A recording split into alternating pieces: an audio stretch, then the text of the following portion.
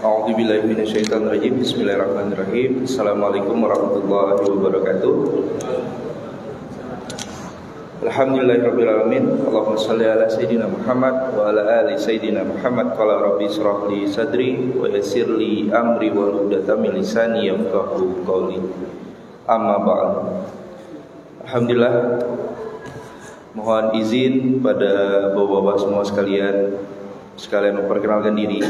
Saya Irfan dari Gerakan Infak Beras Bandung.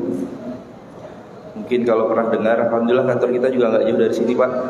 Kantor kami di Budi Dago Timur, di samping Masjid Al-Falah. Jadi kami berasal dari sebuah masjid juga, Pak. Sebuah masjid kecil dari kota kecil dari Pontianak, Kalimantan Barat. Nama masjidnya Masjid Kapal Munzalan Indonesia. Di masjid yang ada di kawasan mayoritas non-muslim, kawasan Chinese. Alhamdulillah dari masjid tersebut lahirlah sebuah gerakan yang tadi kita sebutkan, Gerakan Infak Beras, yang sudah ada dari kurang lebih 130 titik dari Aceh sampai Papua. Nah, salah satunya di Bandung, yang kami notabene bergerak di Baitul Mal. Masya Allah tadi ya disampaikan oleh Bapak Ketua DKM. Ayat Quran di atas itu disebutkan dan terpampang jelas bahwa orang yang memakmurkan masjid itu adalah orang yang beriman. Kemudian di situ disampaikan adalah orang yang melaksanakan sholat dan membayar zakat. Artinya Baitullah sama Baitul Mal itu tidak beda jauh, tidak boleh terpisahkan. Tapi yang sekarang terjadi ternyata di era modern sekarang banyak yang memisahkan antara Baitul Mal sama Baitullah. Jadi tempat sujud dengan tempat bayar zakat itu terpisah jauh. Bahkan Baitul Mal ya Baitul Mal, Baitullah ya Baitullah. Nah, kami di bawah dari pengasuh kami yaitu Kiai Haji Luqmanul Hakim menyatukan. Jadi Masjid Kapal Munzalan Indonesia tadi ada Baitul Malnya, dan Baitul Mal ini kerasa manfaatnya ke seluruh Indonesia. Jadi masjid itu bukan hanya sekedar bangunan semen dan besi, tapi lebih ke arah fungsi dan kontribusi. Karena tadi saya juga waktu Bapak DKM menyampaikan, saya searching, ternyata betul salah satu tanda akhir zaman ini adalah orang-orang sibuk dengan membangga-banggakan kebesaran masjidnya. Kebesaran ini tanda kutip bangunan, dan itu salah satu tanda akhir zaman. Dan kita bisa lihat sekarang masjid itu bukan lagi bergerak di fungsi dan kontribusi, tapi lebih memperlihatkan dari sisi bentuk, ya kan, dari sisi kebesar. Tapi kalau kita lihat dari fungsi dan kontribusinya sudah mulai berkurang. Dan alhamdulillah mudah-mudahan ini ajang kita kumpul bersama dan bisa memberikan sesuatu perubahan. Dan meskipun mungkin belum berdampak apa-apa, tapi tidak akan pernah kita merasakan dampaknya kalau kita tidak mulai dari sekarang. Nah, saya tidak akan berpanjang lebar. Saya akan memperlihatkan sebuah video di mana kami berasal. Dan sebelum video ditampilkan, alhamdulillah Gerakan Infak Beras tadi juga disampaikan oleh BSI, cuma udah keburu pulang.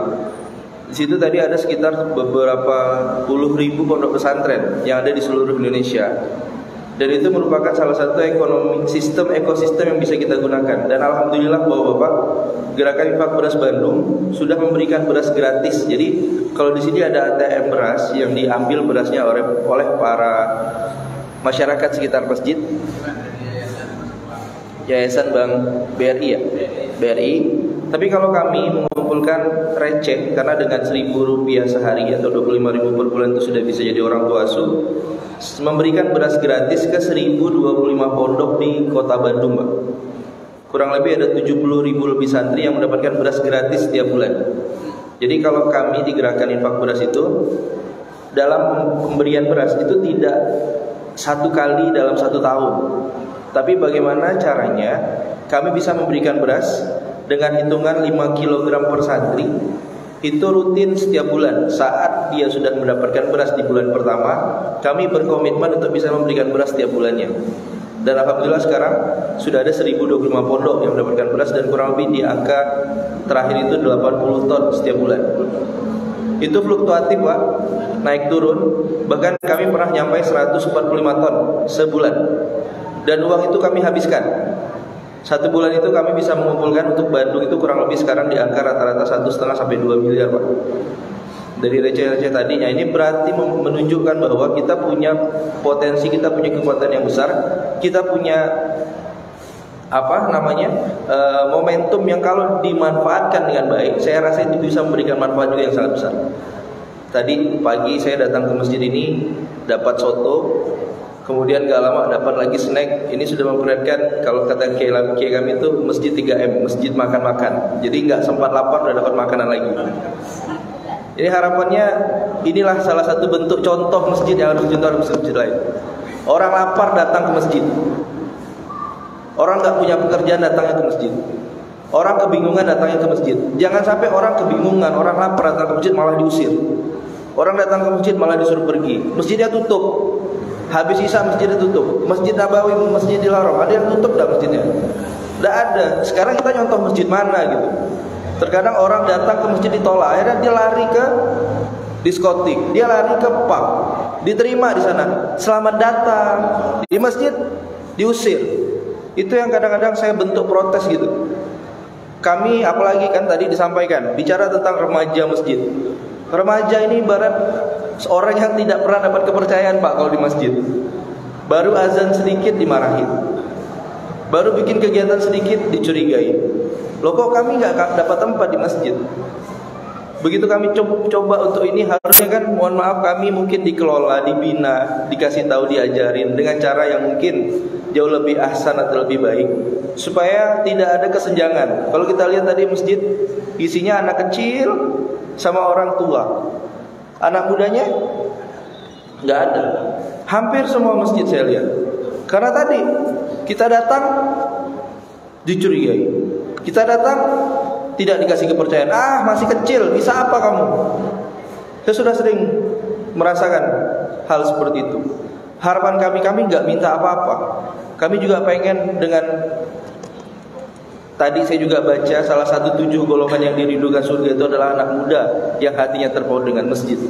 Karena kita tidak tahu kan kapan kita dipanggil Allah. Karena tidak ada jaminan kok. Yang sudah tua yang duluan enggak. Anak-anak muda juga banyak yang meninggal duluan. Tapi harapannya masjid inilah kan banyak simbol. Mau sholat sekarang atau nanti disolatkan. Karena orang sejatinya akan kembali ke masjid kan. Hanya tinggal masalah waktunya saja. Nah harapannya mudah-mudahan dengan media ini, dengan acara seperti ini, kita bisa sama-sama mengakomodir dan bisa paling tidak memberikan gambaran atmosfer baru untuk masjid-masjid yang lain, supaya masjid kembali sesuai dengan fitrahnya, sesuai dengan apa yang diajarkan oleh Nabi kita Rasulullah SAW, mengembalikan masjid seperti tadi disampaikan sebagai pusat peradaban. Nah, saya akan lihatkan sebuah video ini yang dilakukan oleh Kiai Lukman.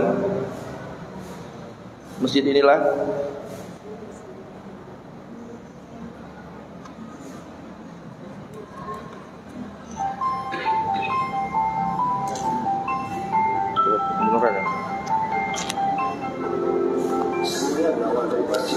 suaranya kecil ya.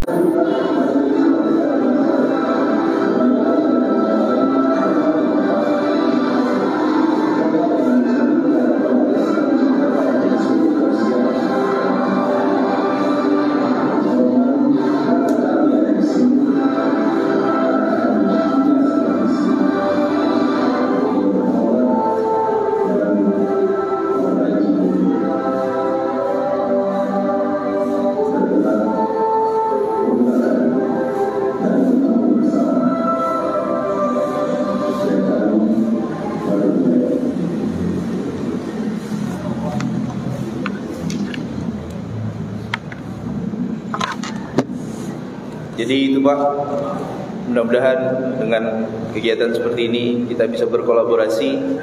Jadi masjid kami yang jauh dari kata sempurna, masjid kecil, hanya ukurannya 10 kali 17 meter di kampung Chinese Pak. Jadi kalau ke masjid Kapal Munzalan di Pontianak itu harus hati-hati makannya Pak, karena di sekitar masjid itu penuh dengan orang Chinese yang jualan. Jadi kalau nggak hati-hati kita bisa salah makan dan itu haram. Jadi kalau kita lihat di situ yang diantarin, jadi masjid itu membuat awalnya masjid mungkin ditentang oleh masyarakat sekitar, tapi masjid membawa sebuah manfaat, masjid membawa perubahan. Setiap bulan ada program bagi-bagi buah, jadi berbagi buah ke masyarakat sekitar, dan alhamdulillah sekarang masjid menjadi tempat yang dianggap bukan lagi ditentang, tapi diterima dengan baik, karena masjid memberikan sebuah perubahan yang baik. Jadi mungkin ini yang bisa saya sampaikan. Dan sebelum penutup, saya juga pengen menyampaikan sesuatu. Kami selain punya sebuah gerakan, kami juga punya sebuah platform namanya amalsoleh.com. Jadi kalau bapak-bapak tahu ada Kita Bisa, platform atau kita bisa lihat dengan bahasa yang sederhana itu mungkin kenceleng digital. Kami punya namanya amalsoleh.com. Amalsoleh.com ini insya Allah juga bisa memberikan sebuah fasilitas kenceleng digital. Jadi kenceleng-kenceleng yang sekarang kita lihat di masjid gitu ya, insya Allah bisa beredar di seluruh Indonesia dalam bentuk platform namanya amalsoleh.com. Kalau pengen tahu lebih detail, insya Allah nanti kita akan buka sesi berikutnya, karena akan banyak penjelasan terkait dengan amalsoleh.com. Karena waktu kita juga yang terbatas, mungkin ini saja penjelasan dari saya. Mudah-mudahan apa yang disampaikan ini bermanfaat. Mohon maaf atas segala kekurangan. Barakallahu fikum. Wassalamualaikum warahmatullahi